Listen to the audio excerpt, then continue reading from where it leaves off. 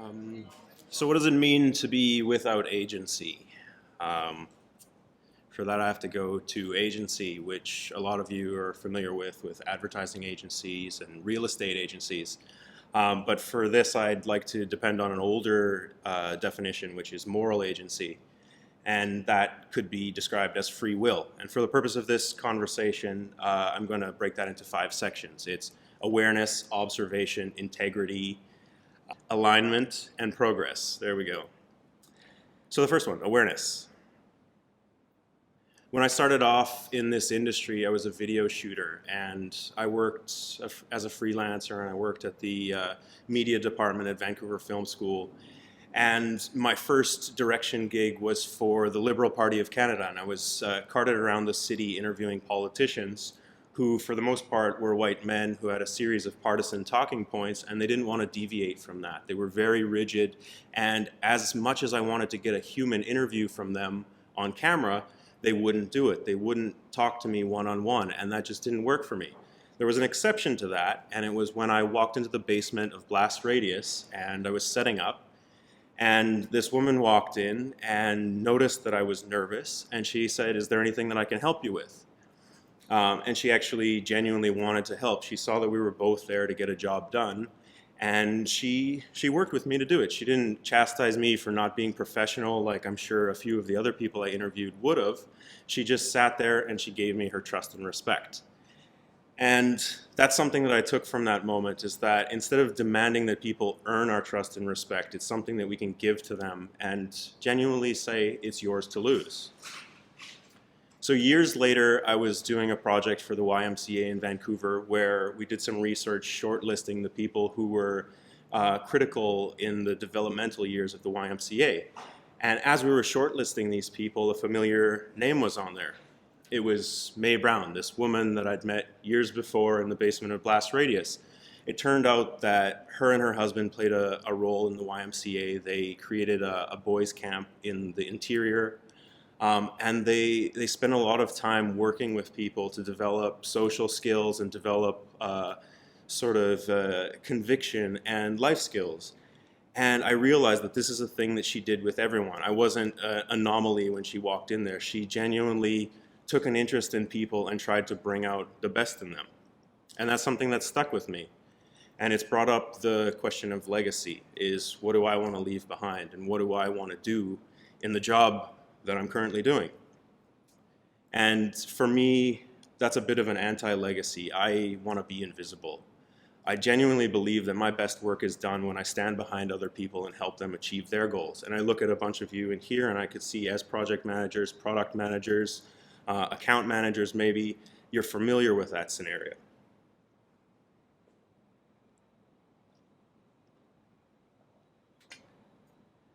And for me, it comes back to 3 words: loyalty, generosity, and conviction. Loyalty to the people around me to ensure that they know I have their back. Generosity in both time and money. And conviction to always do a job to the best of my ability. The second part of agency is observation. Sid Mead describes an artist or a creative professional as 3 people in the body of one person. An artist, a technician, and then an observer to independently audit those 2 people. So think about that, 3 people in the body of one. It's a bit metaphysical.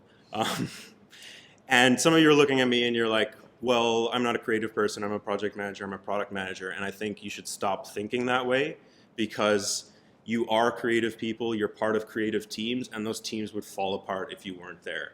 And I think it's time to start looking at our roles as creative and part of this vibrant ecosystem. But the act of observation to look at someone doing creative work and technical work is constantly auditing and checking what you're doing, what you're saying, and what other people are doing and saying. And for me, observation comes a bit of looking in the mirror and realizing that I'm a person of privilege, and accepting that and accepting the message that that puts out, but also accepting that other people don't have that privilege.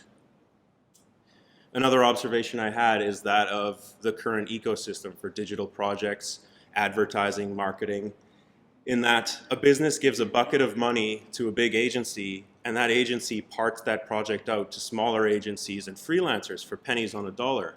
And what that does is it creates a marginalization of the people right here and here, where there's some skimming from the big agency where they sometimes take up to 90% of the project value, and these people are not getting minimum wage. And that's something that disgusts me. That's the reason why I got out of advertising. It's not sustainable, and that's why you see a lot of larger agencies merging and going out of business. The other observation I found is that you need to be a better translator. You have a lot of different skill levels of people in the room, and you can't always assume that everyone's on the same page. I would rather risk sounding pedantic by over-explaining something if we have a project that's in progress than assuming that someone knows everything and just going forward and having to fix it later on. I think working with people one-on-one and understanding what their skill level, and maybe having to have an uncomfortable conversation about how long something takes or how much something costs with someone who's new to the industry is not that bad. I think it's something that we should be open to. We should talk to juniors and actually educate and say, this is what your time is worth. No, you're charging too little, raise your rate. The other thing that I've observed is a lot of people can be sitting at a table saying the same word and meaning something completely different. We tend to turn things into acronyms in this industry. If you're talking to a technologist and a designer and a client, sometimes one word will mean completely different things, and the core word has become disassociated from what the sort of marketing jargon is. For example, amplification, engagement. These words are not what we know them as. The other observation is that we need to listen. We often have the tendency to become disengaged by looking at our phones and tuning out of conversations. And I think if you actually listen to what's going on in a conversation, looking at body language, listening to tone, listening to the actual words that are being said, you can garner a lot more from what's happening in a room than a lot of people actually tune into. And I think that's valuable as a project manager. So when I first got into this industry, this is how I saw the world.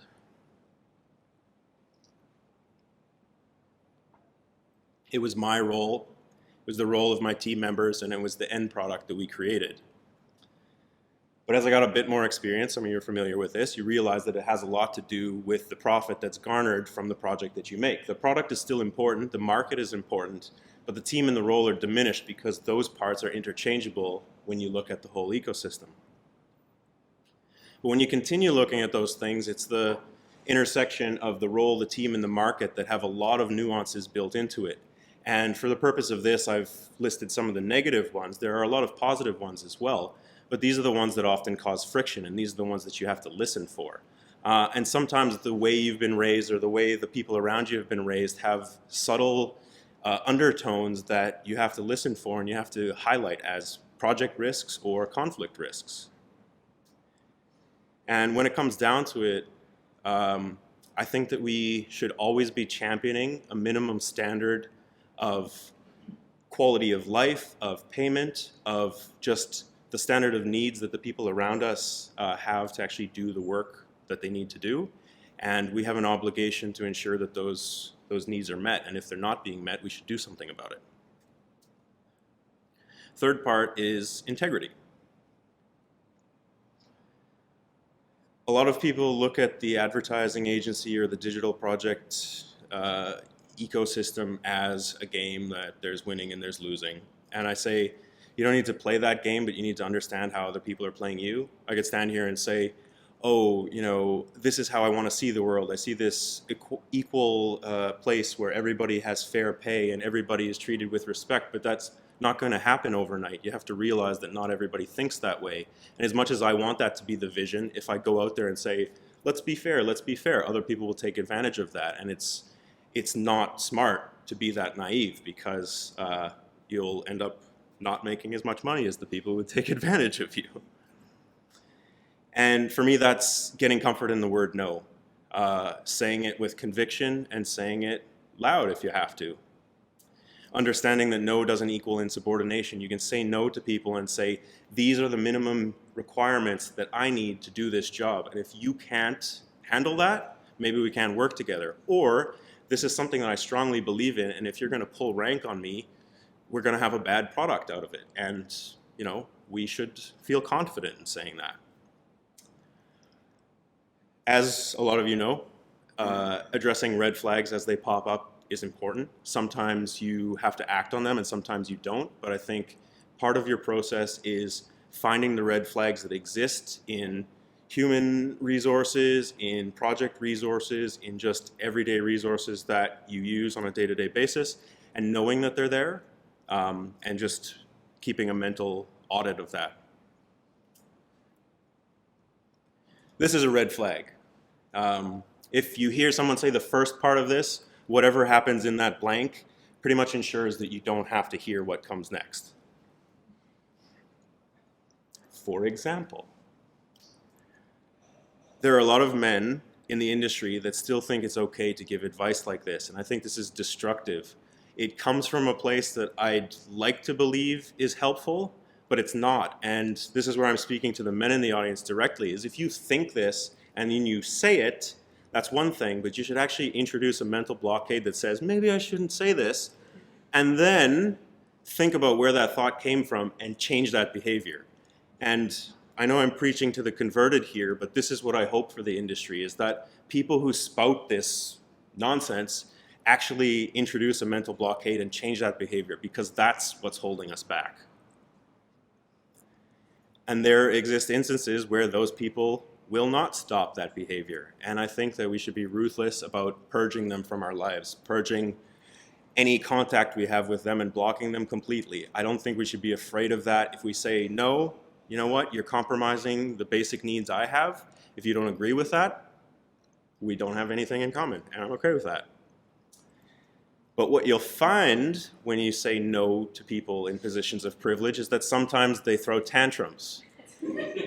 And they're not used to hearing the word no. No is foreign to them. They'll say, when I say jump, you should say how high, or I could ruin you. Do you have any idea who I am? I mean, so I'd say rarely people take that cartoonish villain stance on things, but there are people who genuinely think that what they say is law.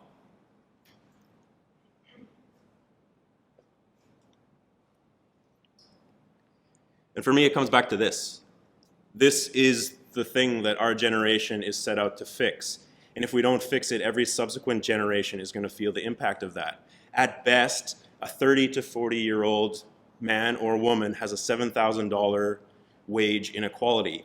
And you could argue that that's different in our industry and that it's a little bit closer, but it still exists. This is a federal statistic for all jobs. But if you look at the digital industry, we're poised to hire more people and take over some of the older energy sectors for employment. So if we lead the way and equalize this, we're better for that. And this is what we need to be working on. The fourth part for me is alignment. I can remember it now. It's about being an ally, having the words that we say and our actions echo what we believe, and saying that proudly, acting that way proudly, so that the people that we care about actually know that. They know that we have their back. We use any privilege that we have to break privilege in the first place and transfer it to other people, but also use it to uplift people around us. I think something that needs to happen is a balanced transfer of power, where people who are in C-suite roles actually mentor new people that come from various types of backgrounds into those positions to take over their place. And there are examples of that. In the last 2 months, a company in Seattle has said $70,000 is now the minimum wage at our company. And Salesforce has done this, I think, a couple of weeks ago. We need more of this. And this is CEOs taking a cut out of their own pocket. They're still going to make $150,000, $500,000. It's okay to take this cut to make sure that people actually have a roof over their head.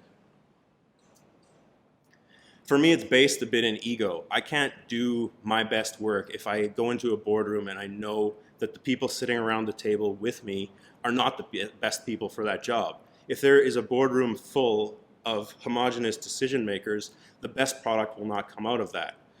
You could probably argue that maybe they'll make a good product, but I think going back to what I said is CEOs and other management types stepping out of that role and mentoring new people into these roles, regardless of where they come from, and saying, I want the best person for this job. I don't care if you're an Ivy League white male grad. It's a lot about perspective for me in alignment. This is how I see the world in a lot of instances. I work as a digital project manager / experience designer. And a lot of times domain expertise is the representation of a client, design is where I sit, and then I work with technologists. And this equation doesn't work unless you view these other components as equals. Sometimes in projects, technology has a larger role than design does, but valuing the opinion in that process is very critical. And the part that I want you to look at are the gray areas around the solution. When I look from this perspective, there are parts of that solution that I don't see. From the domain experts, the client, which a lot of designers tend to disregard, and from technologists that understand everything that I have no idea about. And I think the words we use, the pacing, the tone, the body language that we use when we're talking to people should convey that level of respect because it ends up in a better product. The last part for me is progress. Where do we go from here?